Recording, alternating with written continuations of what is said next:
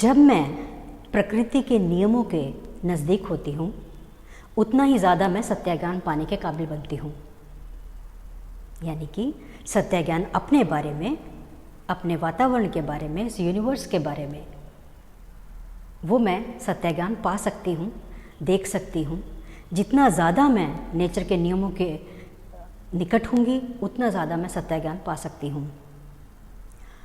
तो मैं अपने बारे में भी प्रकृत ज्ञान लाभ कर सकती हूँ, जैसे कि अपने भावों की परिचालक शक्तियाँ, अपनी चिंताओं की परिचालक शक्तियाँ, अपनी एक्शंस की, क्रियाओं की परिचालक शक्तियों को मैं जान सकती हूँ, जानने के काबिल बन सकती हूँ। और अगर मैं अपने आप को जितना जानती हूँ और जैसा मैं देखती हूँ उसको हम सेल्फ इमेज कहते हैं। दोस्तों, आज हम बात करेंगे सेल्फ कॉन्सेप्ट की, जो कि self image plus self ideal plus self esteem होता है। तो सेल्फ कॉन्सेप्ट का मतलब है जो हमारी सेल्फ इमेज है, जो हमारा सेल्फ आइडियल है, जो हमारी सेल्फ एस्टीम है, उन तीनों को अगर जोड़ दिया जाए उसको कहेंगे ये हमारा अपने बारे में सेल्फ कॉन्सेप्ट है। तो सेल्फ इमेज वैसे ही है जैसे अगर मैं शीशा देखती हूँ, मैं अपने चेहरे को देखती हूँ, मैं अपनी बॉडी को देखती हूँ, अपने चेहरे का अपने फिंगर्स को, नोज़ को, ईयर्स को देख पाती हूँ, अपने बालों को देख पाती हूँ, वही सही प्रकृत रूप में देख पाती हूँ।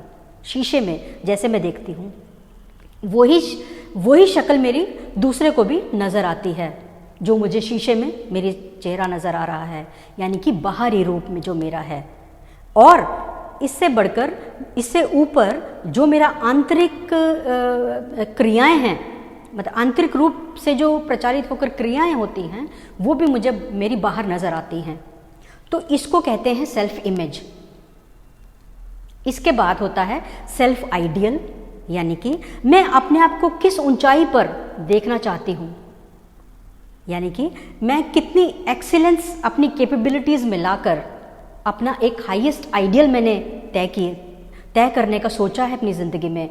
और मैं अपने मेंटर्स के अनुसार, जो मेरे गुरु हैं, उनके अनुसार जो जीवन है, जो उच्च जीवन है, और जो मेरे वातावरण के अनुसार मैंने अपने मेंटर्स को देखकर, अपने जो आइडियल्स हैं, हीरोज़ हैं, उनको देखकर जो मैंने एक आइडियल सेट किया अपने लिए कि मैं ऐसा करूँगी, ये मेरी ज़िंदगी इससे सफल हो सकती है। एक सेल्फ आइडियल मैंने तय किया जो मुझे तय करना है अपनी ज़िंदगी के जर्नी में, वो होता है सेल्फ आइडियल। मैंने अपने स्तर को कितना ऊंचा ले जाना है, वो है सेल्फ आइडियल। उसमें आपका बाह्यक रूप, मेंटल डेवलपमेंट, फिजिकल डेवलपमेंट और स्पिरिचुअल डेवलपमेंट सब आ जाता है। तो ये है सेल्फ आइडियल। इसके बाद आता है सेल्फ एस्टीम। सेल्फ एस्टीम का मतलब है कि जब मैं अपनी वैल्यू लगा पाती हूँ, यानी कि I feel good about my self, यानी कि मुझे अपनी चिंताओं और क्रियाओं पर गर्व होता है, अपनी अचीवमेंट्स पर अगर मुझे गर्व होता है, मैं कोई भी काम करती हूँ, चाहे वह प्रोफेशनल हो, चाहे वह सेवा के क्षेत्र में हो, या फिर आध्यात्मिक ऊंचाइयों को छूने के क्षेत्र में हो, मैं अपने आप पर अगर गर्व महसूस करती हूँ, उसको कहते हैं हमारी सेल्फ एस्टीम। तो ये 3 चीज़ों में विभक्त है हमारा सेल्फ कॉन्सेप्ट। तो आज हम तीनों चीज़ों को जानेंगे और अपने सेल्फ कॉन्सेप्ट को समझेंगे कि हमने अपना सेल्फ कॉन्सेप्ट किन सच्चाइयों पर निर्धारित किया है। वो सेल्फ कॉन्सेप्ट आपका रियलिटी बेस्ड भी हो सकता है, वो सेल्फ कॉन्सेप्ट आपका मिथ्या बेस्ड भी हो सकता है, यानी कि फॉल्स सेल्फ कॉन्सेप्ट, यानी कि inflated self concept. When we are not with the true self, when we are not abiding the true natures, principles and laws, we are away from that knowledge that is called the true knowledge. सत्य ज्ञान से हम दूर रहते हैं, प्रकृत ज्ञान से हम दूर रहते हैं जितना हम नेचर के नियमों से।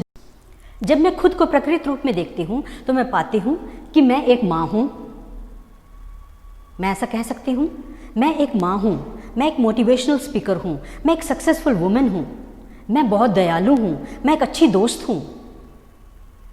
तो ये सब जब मैं अपने बारे में, मैं बहुत अच्छा गाना गा सकती हूँ, मुझे म्यूज़िक की नॉलेज है। तो जब मैं ये सब बातें अपने बारे में करती हूँ, इसको कहते हैं सेल्फ इमेज। लेकिन अगर मैं अपनी सेल्फ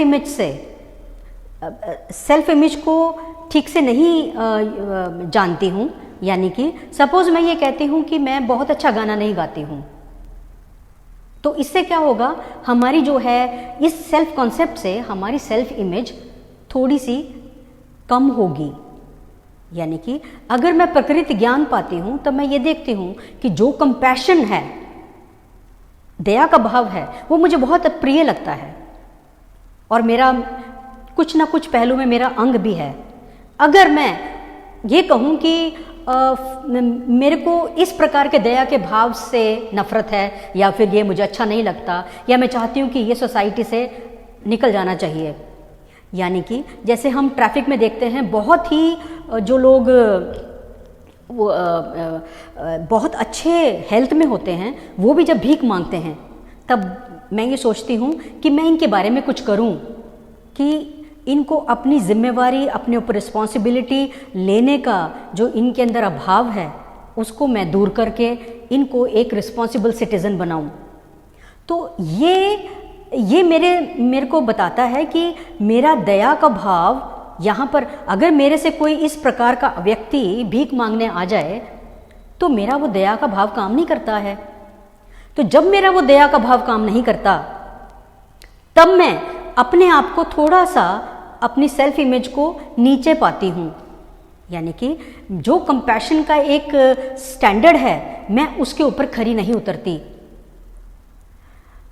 तो मैं अपनी क्या करूँगी, मैं अपनी सेल्फ इमेज डाउन करती हूँ इससे, और मेरी जब सेल्फ इमेज डाउन होती है तो मेरा जो सेल्फ आइडियल है, यानी कि अगर मैं कंपैशन को अपने सेल्फ आइडियल बनाना चाहूँ तो मैं नहीं बना पाती हूँ। अगर मैं ये कहूँ कि मैं कंपैशन को अपना आइडियल नहीं बना पाती, इससे मैं अपने बारे में अच्छा फील नहीं करती कि मैंने उस व्यक्ति को कुछ नहीं दिया, क्या पता उसको सही में ज़रूरत थी, या हो सकता है वो दिखने में ऐसा हो लेकिन काम नहीं कर सकता हो, या कोई और बात हो कि मेरी वो वीकनेस आ गई वहाँ पर कि मेरे को अपने बारे में थोड़ा सा डाउट हुआ, मेरे अपने दया के बारे में मुझे डाउट होता है कि मैं ठीक से मैंने अपने दया का प्रकाश नहीं किया। तो मेरी इस तरह से मैं अपने बारे में जब अच्छा नहीं सोचती हूँ तो वो मेरी सेल्फ एस्टीम को नीचे गिराता है, और इस तरह से मेरे जो आइडियल है वो भी थोड़ा नीचे गिरता है, मेरा सेल्फ एस्टीम नीचे गिरता है, मेरी सेल्फ इमेज नीचे गिरती है। तो अगर मैं ये अपनी सेल्फ इमेज को नहीं रोक पाती हूँ तो मैं ये कहती हूँ कि मैं तो ऐसे ही हूँ, क्योंकि नॉर्मली हम हर एक व्यक्ति अपने आप को प्रोजेक्ट करता है कि मैं इसी प्रकार से हूँ, मेरे में ये कमी है, अगर मेरी ये शारीरिक दुर्बलता है, मैं इस वजह से ये नहीं कर सकती, और ये मेरा क्या है कि ये मेरे बस का नहीं है। जब हम ये कहते हैं कि ये मेरे बस का नहीं है तो हम क्या करते हैं, अपने आप को उन लेजीनेस के लिए पीछे, इररिस्पॉन्सिबिलिटी के पीछे छुपाने की कोशिश करते हैं। यानी कि हम कंप्लेन करने लगते हैं, दूसरों पर अपना दोष डालने लगते हैं जब हम अपने आप को बचाते हैं, छुपाते हैं। यानी कि हम हमारी जो प्रकृति अवस्था है, अगर हम उसको देखने के नाकाबिल होते हैं या फिर उसको छुपाने की कोशिश करते हैं तो हमारी नज़र में हम ऊंचे नहीं उठते हैं क्या?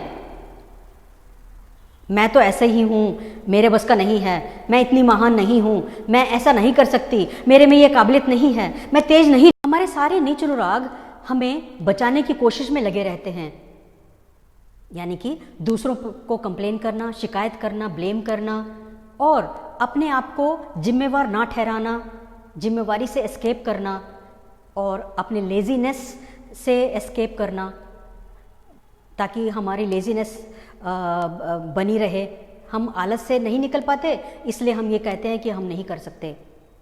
परम पुण्य भगवान देवात्मा ने देवशास्त्र तीसरे खंड यानी कि मनुष्य तत्व में फरमाया है, जो मैं आपको उन्हीं के शब्दों में बताना चाहूँगी। नाना प्रकार के सुख दुख बोधों को पाकर और ऐसे विविध सुखों के लिए आकर्षण व इससे भी बढ़कर उनमें से कितनों के प्रति अनुराग और उसके विपरीत नाना दुखों के लिए विकर्षण व इससे भी बढ़कर विराग व अति घृणा भावों के उत्पन्न हो जाने से यही सुख अनुराग विषयक आकर्षण व अनुराग व दुख विषयक विकर्षण व विराग व घृणा भाव मनुष्य के परिचालक बन गए।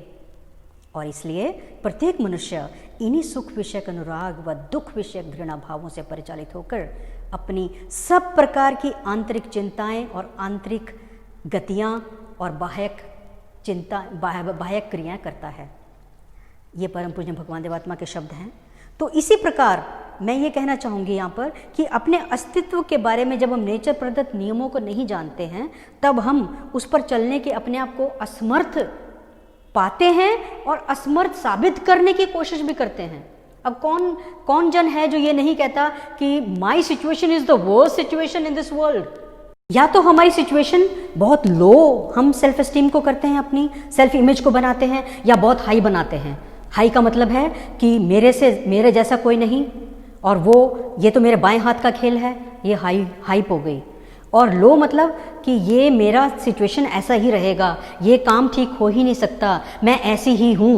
बल्कि हमें ये चाहिए कि हम अपनी जिम्मेवारी को स्वीकार करें और उन रूल्स को, नियमों को पालन करके अपने आप को उस वीकनेस से उभारें और अपने उच्च लक्ष्य में सहायक हों। तभी हमारी जो सेल्फ इमेज है वो बढ़ेगी, हमारा सेल्फ आइडियल ऊंचा तय होगा और हमारी सेल्फ एस्टीम भी इससे बहुत एनहेंस होगी। तो काश कि हम अपनी सेल्फ एस्टीम को एनहेंस करने के काबिल बन सकें। परम पूज्य भगवान देवात्मा व नेचर के जो नियम हैं, जो परम पूज्य भगवान देवात्मा ने हमारे अस्तित्व के बारे में बताए हैं, उन्हें पूरा करके अपनी अच्छी उच्च सुख को और उच्च शांति को लाभ कर सकें। धन्यवाद।